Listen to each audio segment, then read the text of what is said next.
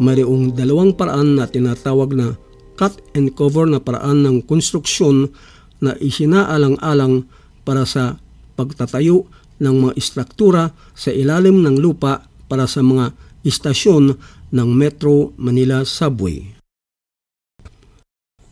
Sa cut and cover bottom-up method, unang nilalagay ang tinatawag nilang retaining walls o pader.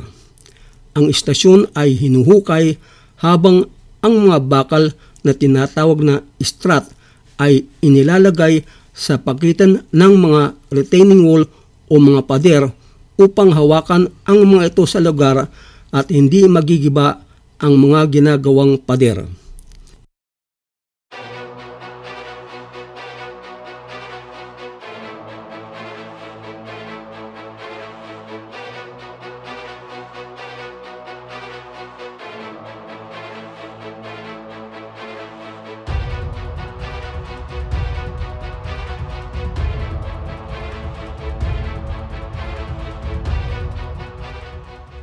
Kapag nahukay na at naabot na ang pinakailalim, ang mga palapag ay itatayo mula sa ibaba pataas at kapag naabot na ang tuktok, tatanggalin lahat ng mga pinaghukayan at ang ibabaw ay ibabalik sa dating maayos na anyo.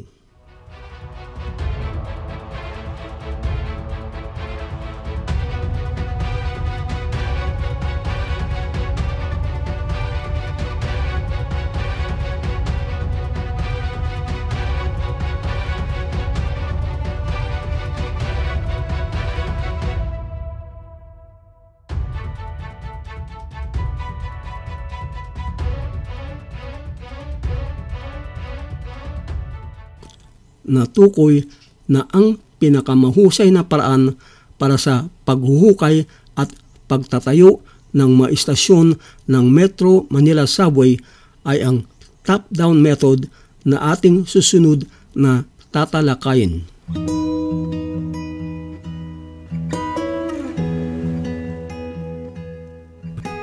Sa cut and cover top-down method, ang mga pader ng tunnel ay itatayo din muna kahit na hindi pa naumpisahan ang paghuhukay ng istasyon.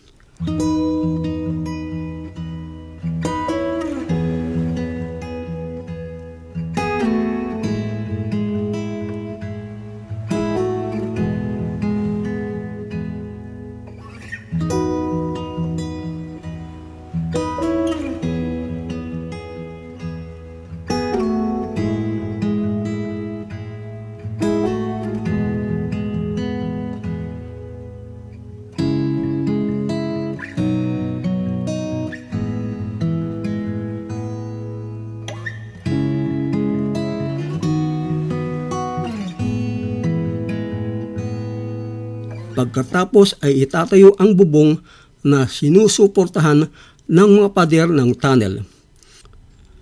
Ang ibabaw ay muling ibinabalik sa dating maayos na anyo sa tuktok ng bubong habang ang paghuhukay ay isinasagwa sa ilalim ng bubong. Kaya sa unang paglagay ng bubong ng unang palapag pababa ay hindi mo na makikita mula sa itaas kung ano ang nangyayari sa unang palapag na nasa ilalim ng lupa. Ngunit ang pagtatayo at paghuhukay ay patuloy pa rin sa ilalim ng lupa mula sa itaas pababa.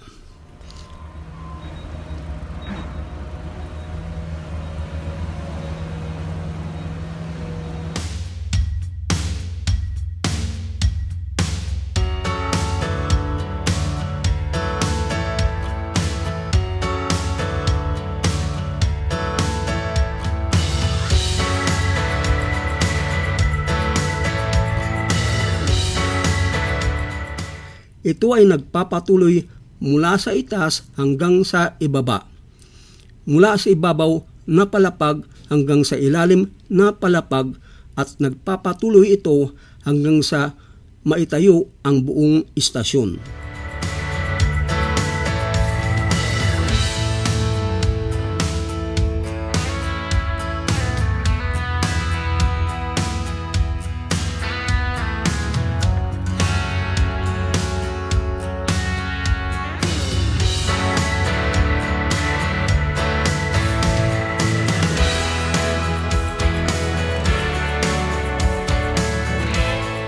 Kapag natapos na ang lahat, ito ang matatapos na produkto. Siguro ay nagtataka kayo kung bakit wala kayong nakikitang tren. Ganyan kamoderno at advanced ang Metro Manila Subway. Kaya hindi ninyo halos makikita yung tren ay para hindi kayo masagasaan ng tren. Ayan, sa labas pa lang ay ang ganda na, di ba? May shade pa bago pumasok sa istasyon para hindi kayo mainitan habang naglalakad kayo sa labas. Kasi sa Pilipinas, sobra ang init. Kaya medyo maglakad tayo sa ilalim ng shade para hindi mainitan. Kapag tag-ulan naman ay para hindi tayo mababasa ng ulan. Nakikita ba ninyo yung hagdan? Yan ay sinadya para sa baha. Ang mga istasyon ay itinatayo sa matataas na lugar, pero para makasigurado tayo ay naglalagay ng hagdan para maging mataas ang pasukan ng istasyon ng tren at nang hindi ito papasukan ng baha kung sakali man na magkabaha. Ngayon naman ay sasakay na tayo sa escalator pababa. Pagbaba pa lang ay mararamdaman mo na yung lamig ng aircon. Ang sarap ng lamig ng aircon, lalo na kung galing ka sa init sa labas. Kailangan natin ng aircon kasi sa Pilipinas ay tagaktak ang pawis mo kung walang aircon. Ito ang dahilan kung bakit ang lahat ng istasyon ng Metro Manila Subway ay fully air-conditioned. Ngayon naman ay kailangan na natin ang ating beep card kasi papasok na tayo sa ticket gates.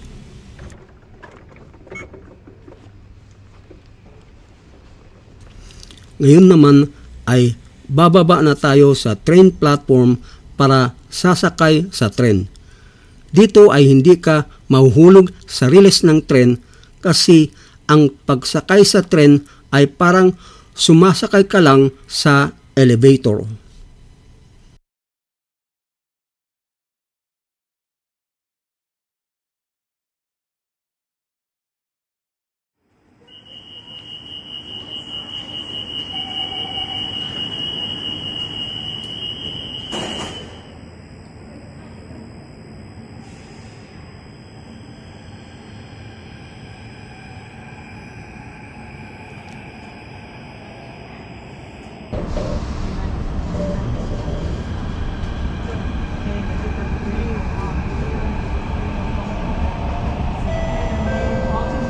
Please do not lean on the train doors. The next station is the Lawton Station.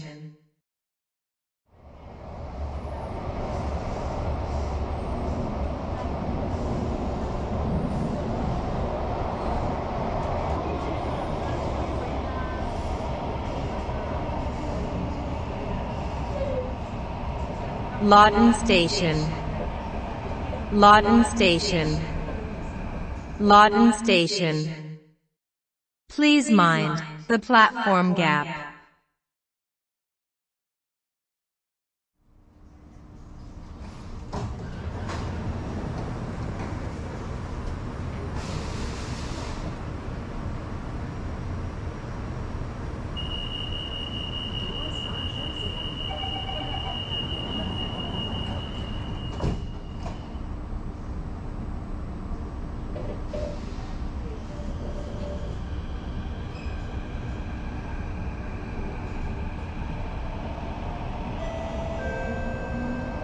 Please do not lean on the train doors.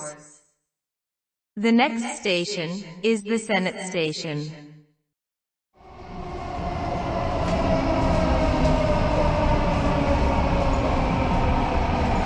Senate Station. Senate Station. Senate Station. Please mind the platform gap.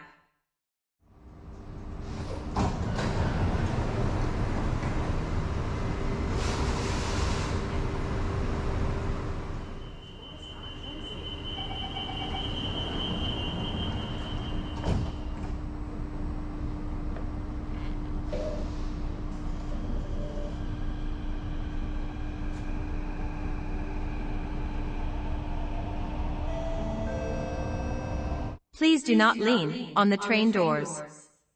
The next station is the FTI station. Change station for the North-South Commuter Railway line.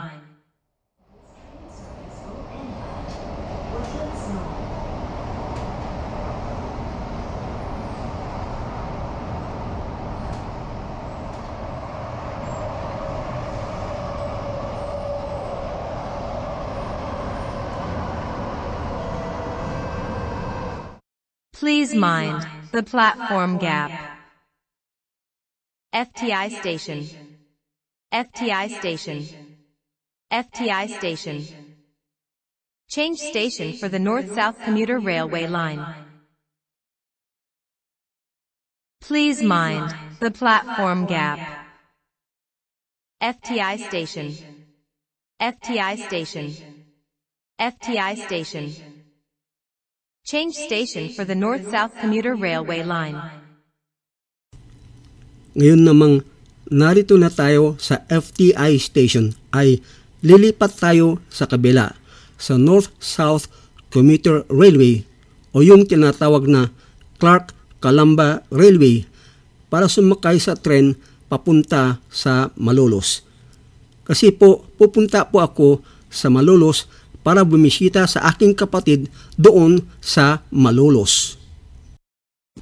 Hindi po tayo maliligaw dito kasi pupunta po tayo sa North-South Commuter Rail Line. Kaya sundan lang natin ang signboard papunta sa North-South Line.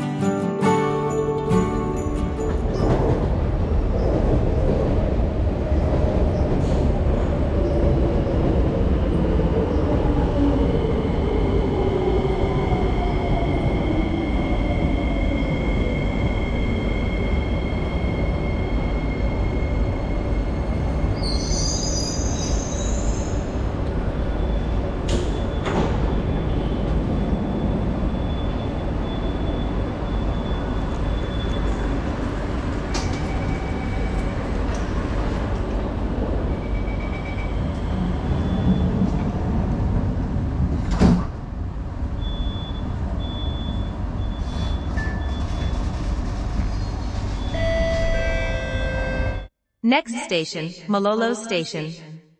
Please do not lean on the train doors.